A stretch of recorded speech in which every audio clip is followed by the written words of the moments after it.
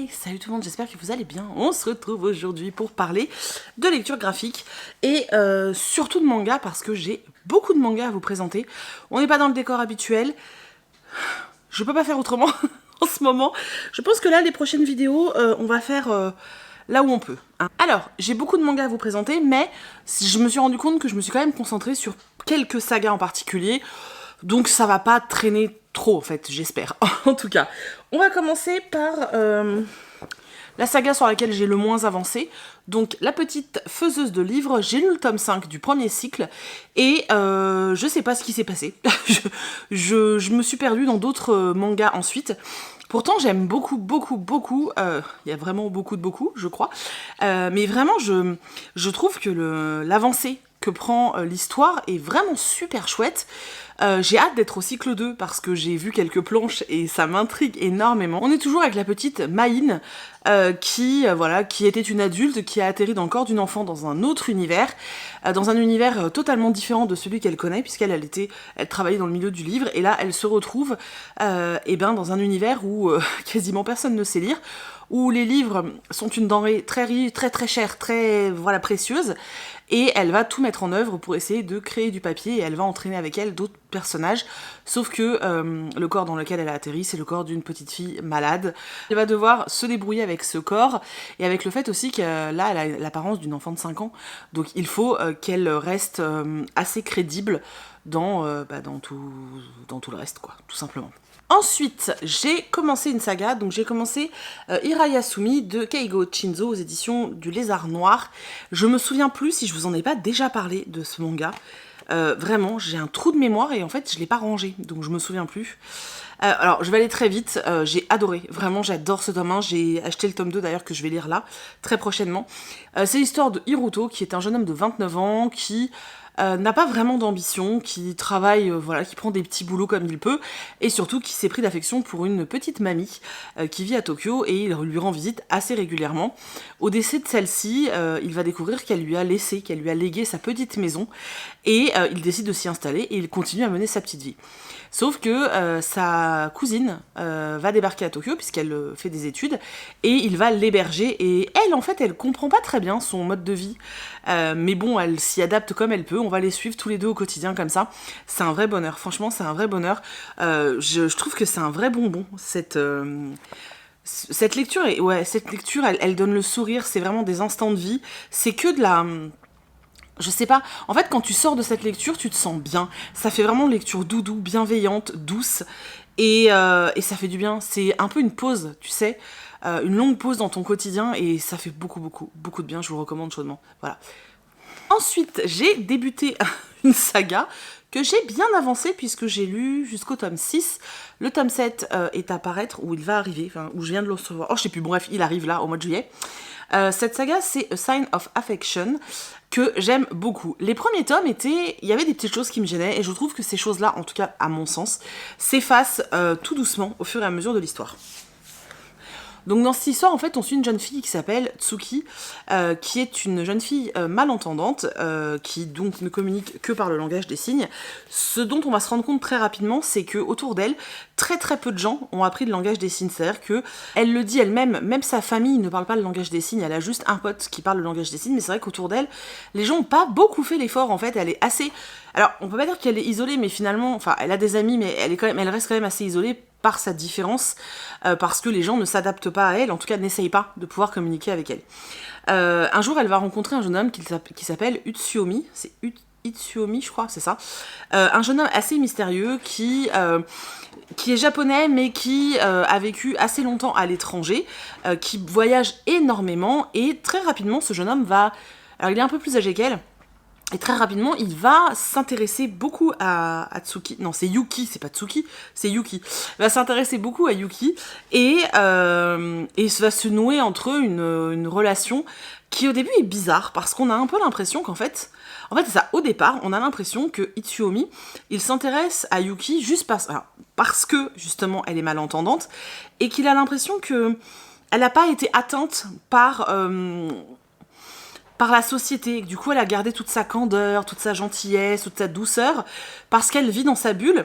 Et du coup, il a envie de garder ça, en fait, et de la protéger, et peut-être un petit peu trop parfois. Et c'est vrai que sur certaines scènes, au début, c'était un petit peu malaisant, mais je trouve que ça s'atténue au fur et à mesure, et lui va faire l'effort d'apprendre le langage des signes parce qu'il veut absolument communiquer avec elle. Et puis voilà, on voit naître entre eux une jolie relation. Voilà, on voit naître une jolie relation. C'est assez chouette, moi j'aime bien, je les trouve assez mignons, c'est pas parfait ni rien, ça se lit extrêmement vite parce que ce sont des mangas très très courts, et c'est pas non plus les mangas où il y a le plus de dialogue, mais je sais pas, ça reste un shoujo assez mignon qui moi me fait du bien, et avec lequel personnellement je passe un très très bon moment, donc moi je continue, et voilà, c'est A Sign of Affection. Ensuite, je voulais continuer les carnets de l'apothicaire et je me suis rendu compte surtout que j'avais oublié beaucoup de choses, donc j'ai décidé de reprendre les carnets de l'apothicaire. Donc le 2, 3, 4, 5, j'ai lu le 6 aussi mais je sais pas où il est. Voilà, j'ai décidé de reprendre et j'aime énormément, c'est vraiment génial, vraiment, vraiment, vraiment génial. Donc dans cette saga, on suit Mao Mao. Elle a débarqué au palais de l'empereur d'une façon assez particulière puisqu'elle a été kidnappée dans les bois et entre guillemets vendue au palais et puis bah voilà. Sauf que quand elle arrive au palais, elle va sauver quelqu'un et on va se rendre compte qu'elle a des connaissances en herboristerie. Ce n'est pas pour rien, étant donné que son père est apothicaire et qu'elle était en train de se former pour le devenir aussi. Donc elle connaît très très bien les plantes et au fur et à mesure, en fait, elle va trouver sa place. Elle va trouver sa place au sein des femmes du palais, puisque l'empereur est entouré de jeunes dames, on se doute bien. Elle va avoir plusieurs rôles, celui de goûteuse, celui de soigneuse, et elle prend une place de plus en plus importante. Et il y a un petit jeu avec un des personnages qui est assez rigolo. Moi j'aime vraiment beaucoup. Les planches sont sublimes, j'adore les dessins. L'histoire est super chouette. On reste comme ça dans ce palais, alors de temps en temps on sort du palais impérial, mais c'est très rare, on est quand même très souvent dans le palais et j'aime beaucoup être là, voir les concubines, voir comment tout se passe avec les eunuques, etc. Je trouve ça fascinant et j'aime beaucoup, j'aime vraiment beaucoup. Donc ça c'est un seinen il me semble, voilà, j'aime vraiment beaucoup, mais bon, vous avez dû en entendre tellement parler que je vous apprends rien en vous présentant celui-là et je suis sûre que vous êtes vraiment extrêmement nombreux à l'avoir découvert. Ensuite, j'ai commencé une saga que j'aime beaucoup, beaucoup, beaucoup, beaucoup. Il s'agit de Insomniac. C'est de qui C'est de Makoto Ojiro. C'est aux éditions Delcourt. C'est ça, hein, c'est Delcourt. Ouais, Delcourt Soleil Manga. J'ai dévoré 4 tomes d'une traite parce que je n'avais pas du tout envie de m'arrêter, c'était beaucoup trop chouette. C'est vraiment super mignon, j'aime beaucoup, mais vraiment beaucoup. C'est également un seinen. Alors, dans cette histoire, on suit Gento, qui est un jeune lycéen, qui est insomniaque et qui, du coup, a beaucoup de mal à gérer ses journées parce qu'il passe son temps à s'endormir. On lui conseille d'aller à l'infirmerie, mais il veut pas parce qu'il sait que s'il commence à se rendre à l'infirmerie à chaque fois qu'il a envie de dormir, ça va mal se terminer. Et puis, il en a marre, en fait, de subir un peu les moqueries des uns et des autres, qu'ils le prennent juste pour un gros feignant, alors que non, c'est juste qu'il est épuisé. Un jour, en préparant une fête, il doit aller récupérer des cartons, donc il va monter à la salle qui était en fait l'ancienne salle du club d'astronomie, et sur laquelle, alors ça c'est une salle assez particulière, sur laquelle beaucoup de gens parlent, parce qu'il semblerait qu'elle est hantée, et que s'il n'y a plus de club d'astronomie, c'est parce que justement l'une des filles serait décédée et entrait les lieux. Et donc lui il y va, mais il n'a pas vraiment peur, hein. Il y va pour chercher des cartons, et quand il arrive, il tombe voilà, sur une jeune fille qui est dans cette salle, qui s'appelle, attendez parce que je me trompe à chaque fois, je crois qu'elle s'appelle Isaki. Donc lui c'est Genta et elle c'est Isaki. Donc il tombe sur Isaki qui est une élève de sa classe qui est en train de faire une sieste dans la salle d'astronomie. Et en discutant ils vont se rendre compte qu'ils sont tous les deux insomniaques. Et elle lui explique qu'en fait c'est elle qui a balancé toutes ces rumeurs pour pouvoir avoir la salle d'astronomie juste pour elle, pour se taper genre les meilleures siestes du monde. Ils vont commencer tous les deux à se retrouver quasiment tous les jours dans cette salle pour faire la sieste et se retrouver également la nuit pour vivre leur meilleure vie d'insomniaque. Voilà, quand on va se rendre compte qu'ils traînent tous les deux dans cette salle, on va un petit peu les pousser les obliger entre guillemets à réouvrir le club d'astronomie et de là va se découler plein de choses. On assiste aussi forcément un petit peu à la naissance de sentiments entre les deux personnages, mais l'univers autour est super chouette, on a l'intervention de certains profs, Quand on les voit crapahuter comme ça dans la ville pendant la nuit, c'était vraiment cool. J'aime vraiment beaucoup, je trouve qu'il y a une espèce de douceur dans ce texte que j'aime bien. Le personnage masculin est extrêmement doux, il est... Je sais pas, je peux pas expliquer, il y a un truc qui se dégage de ce manga qui fait que j'aime énormément. Je me sens hyper bien dedans et j'ai envie de continuer. Pour moi, c'est ça, c'est vraiment plein de douceur. Et puis de les voir commencer à développer leurs sentiments, je trouve ça hyper mignon. Et puis c'est vrai que très souvent dans les shoujo, bon là c'est un seinen, mais très souvent dans les romances, en tout cas dans ceux que je lisais principalement jusque-là, dans les romances comme ça, dans les mangas, il y avait souvent un gros décalage entre les deux personnages, voilà, vraiment les deux qui allaient tomber amoureux. Il y avait toujours soit une grosse différence d'âge, soit une différence comment dire, il y avait toujours un qui avait une emprise sur l'autre, enfin, il y avait toujours quelque chose. Et là, non, là, c'est vraiment, ils se sont reconnus dans leurs faiblesses et dans leurs différences, et c'est ça qui était beau, en fait. Et j'aime beaucoup. Je crois que pour l'instant, 9 tomes sont parus, je crois que c'est encore en cours. Et voilà, donc il y a de fortes chances que dans le prochain point lecture graphique, vous voyez la suite, parce que je vais les dévorer, c'est une certitude, j'aime beaucoup trop cette série. Et pour finir, avec les mangas, après on va passer au BD, et ben j'ai lu 2, 3 et 4, voilà, une sacrée mamie. Le tome 5, me suis arrêtée à la moitié, parce que j'ai ce symptôme, vous savez moi, le syndrome de la meuf qui ne veut pas, qui veut pas terminer sa série. Donc je me suis arrêtée en plein milieu du tome 5, parce que je ne veux pas m'arrêter.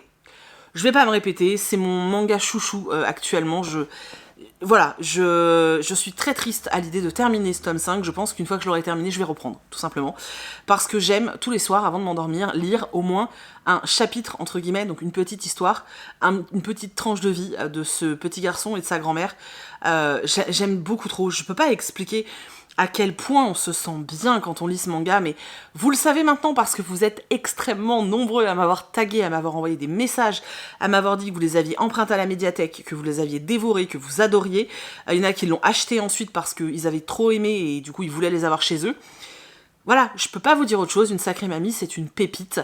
Et j'ai un autre manga là qui apparemment, enfin, lui ressemble pas, mais est un peu comparé au niveau de l'ambiance.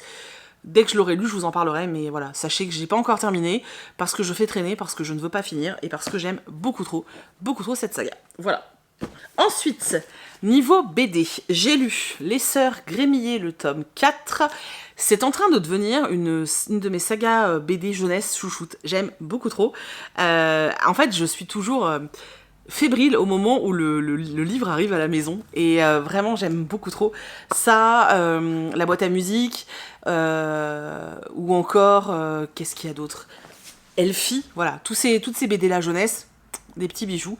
Là on est dans un tome où les filles partent en vacances chez leur père à la montagne et alors déjà les décors sont incroyables. Alors moi qui adore la montagne l'été, là c'était de la folie, c'était trop beau et donc voilà, donc on est sur on est là-dessus quoi. Et elles y vont pour retrouver leur papa pendant les vacances, sauf que leur père est astronome. Non, enfin il étudie les étoiles, je sais plus quel nom exact, il est comme... Je sais plus quel métier exactement il fait, mais il est, voilà, il s'occupe, c'est un scientifique et là il surveille une comète qui doit arriver. Du coup quand elles sont là, et ben il a pas vraiment de temps à leur consacrer et c'est très compliqué pour elles de le gérer parce qu'elles attendaient ce moment de retrouvailles depuis bien trop longtemps. Et là, de se retrouver avec lui, sans lui, en vrai, les trois sœurs, chacune ne le vit pas de la même façon. On a des planches somptueuses liées à la montagne. Elles vont suivre une énigme, comme à chaque fois, parce que ce sont les sœurs Grémillet. C'était... Franchement, c'était beaucoup trop chouette. Voilà, si vous n'avez pas encore franchi le cap, tentez cette série, essayez, parce que c'est vraiment doux, et c'est vraiment beau. Et ces trois sœurs, elles sont trop mignonnes, en fait. Et c'est super agréable de les suivre, de les voir grandir, etc. Voilà, c'est vraiment une BD que j'aime beaucoup trop, quoi. J'ai lu L'Arc-en-Cieliste. Donc c'est écrit et dessiné donc de Cédric Mayen, Roberto Ricci et Laura Iorio. Donc c'est chez Dargaud. Et c'est une vraie pépite, j'ai adoré. Alors, L'Arc-en-Cieliste, c'est l'histoire d'un petit garçon qui a eu une enfance classique, entre guillemets, sauf que, en fait, il avait très peur des orages, et surtout, le jour où on lui a dit que au pied des orages, il y avait des monstres, parce qu'il y avait des léprechaunes. Et en fait, son père va lui confier un secret. Nous, on ne sait pas quel est ce secret. Il va lui dire qu'il y a quelque chose de particulier au pied des arcs-en-ciel, un trésor, mais on ne sait pas quelle est la teneur de ce trésor. Et à partir de ce moment-là, ce petit garçon va n'avoir qu'une seule idée en tête, c'est de trouver le trésor au pied des arcs-en-ciel. Donc toute sa vie va être menée là-dessus. Il va rencontrer un scientifique très très connu qui va l'aider un petit peu dans sa quête. Et puis ça va vraiment être la quête de sa vie. Et sur son chemin, il va rencontrer des gens, il va rencontrer des gens un peu différents. Il va se rendre compte que l'être humain n'est pas forcément extrêmement gentil. Il va y avoir pas mal de choses scientifiques aussi dans l'ouvrage, c'était vraiment chouette. Et surtout, ce que j'ai adoré, c'est la colorisation de cette BD, parce que on suit vraiment l'histoire d'un arc-en-ciel. Donc, on est d'abord sur le violet, et là, on va avoir toutes les planches qui vont être à dominante violette. Ensuite, par exemple, là, on est sur le vert. Toutes les planches vont être à dominante verte. Et c'est comme ça sur tout le long de l'ouvrage. C'était sublime. J'ai vraiment adoré cette BD, je suis tellement contente de l'avoir lue. En fait, pendant que je la lisais, je me disais, ah, c'est chouette et tout, mais j'avais l'impression qu'il me manquait un élément. Et quand je suis arrivée à la fin et que j'ai eu cette réponse, j'étais en mode, waouh, mon cœur, c'était magnifique. C'était vraiment, vraiment, vraiment magnifique. Et puis, il y a aussi pas mal de messages, aller au bout de ses rêves, et puis ne pas être spécialement matérialiste. Il y a vraiment beaucoup de choses, et c'est sublime. Et pour terminer, j'ai lu une duologie de BD. Donc il s'agit de l'adoption de Zidrou et Monin. Donc c'est le cycle 2. J'avais déjà lu le cycle 1 il y a pas mal de temps à sa sortie. J'avais eu un énorme coup de cœur. Et ce cycle 2, en fait, j'avais reçu le tome 2 et je n'avais pas le tome 1. Donc je me suis acheté le tome 1 pour pouvoir lire l'intégralité de cette BD. Et j'ai trouvé ça extrêmement bouleversant. J'avoue que j'ai un petit peu pleuré. Ça m'a beaucoup touchée. Encore là, ça me... En fait, c'est l'histoire d'un petit garçon qui s'appelle...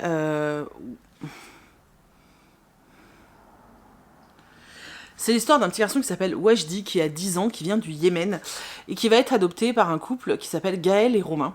Gaël et Romain, c'est un couple qui ont déjà, je pense, entre 40 et 50 ans, qui ont déjà des enfants qui sont grands, et qui décident d'adopter un petit garçon, voilà, qui vient du Yémen.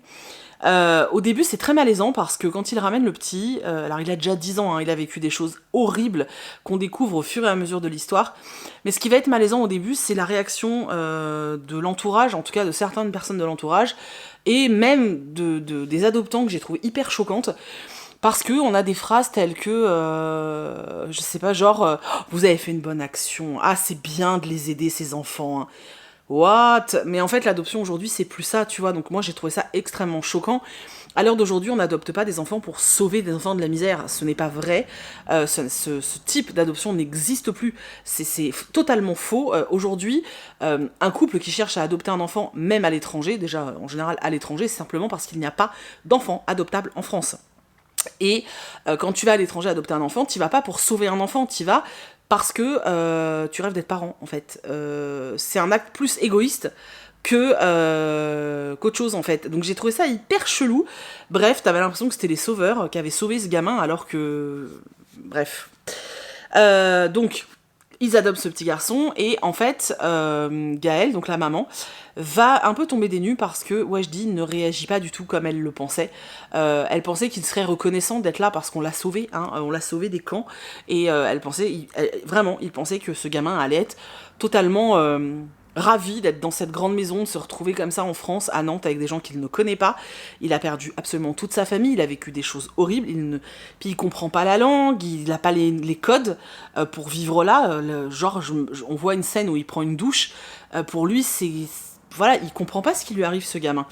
Et en fait, ça va pas bien se passer du tout, et Gaëlle va tout très rapidement remettre en question, au point de se dire, finalement, je vais peut-être pas le garder. Et puis bah les choses vont pas forcément se passer comme elles devaient se passer, puisque bah il y a un tome 2, donc il va se passer plein de choses. Et finalement c'est une très très belle histoire de rencontre, et surtout ça met beaucoup en avant, je trouve, le fait qu'effectivement lors d'une adoption, que ce soit une adoption internationale ou une adoption en France, et ben les enfants d'un certain âge, même quand ils n'ont que 3 ans, hein, même 2 ans, mais quand tu n'adoptes pas un bébé en tout cas, les enfants viennent avec leur bagage en fait. c'est-à-dire qu'ils ont un vécu, ils ont souffert ou pas, mais en tout cas ils ont un vécu, une perte, des choses beaucoup plus graves aussi parfois, et que tu peux pas t'attendre à ce que en 5 minutes ils t'appellent maman, qu'ils te sautent dans les bras et qu'ils te remercient de les avoir sauvés, tu vois. J'ai trouvé ça chouette que ce soit mis en avant. De toute façon, les auteurs de cette saga sont excellents, parce que je vous dis, j'avais déjà lu le premier cycle et c'était incroyable. Je vous recommande chaudement ces BD. Le cycle 1 est... Vous allez pleurer toutes les larmes de votre corps, mais c'est sublime parce qu'on assiste en fait à chaque fois à une rencontre qui est complètement différente dans les deux cycles. Moi j'ai une grosse préférence pour le cycle 1, mais on assiste vraiment à une rencontre, et justement on te montre que l'amour familial n'a rien à voir avec le sang, et que ça se construit en fait, ça se construit et ça s'entretient, et je trouve ça extrêmement beau, et voilà, malgré voilà quelques personnes quelques personnages dans cette BD là qui ont vraiment des façons de parler et des idées assez bizarres d'ailleurs, qui vont finalement être remis à leur place par la suite, c'était vraiment beaucoup trop bien, c'était beaucoup trop bien. Voilà, je vous montre quelques oui, c'est le 1, que je vous spoile pas en vous montrant des planches du 2, ce serait fort dommage.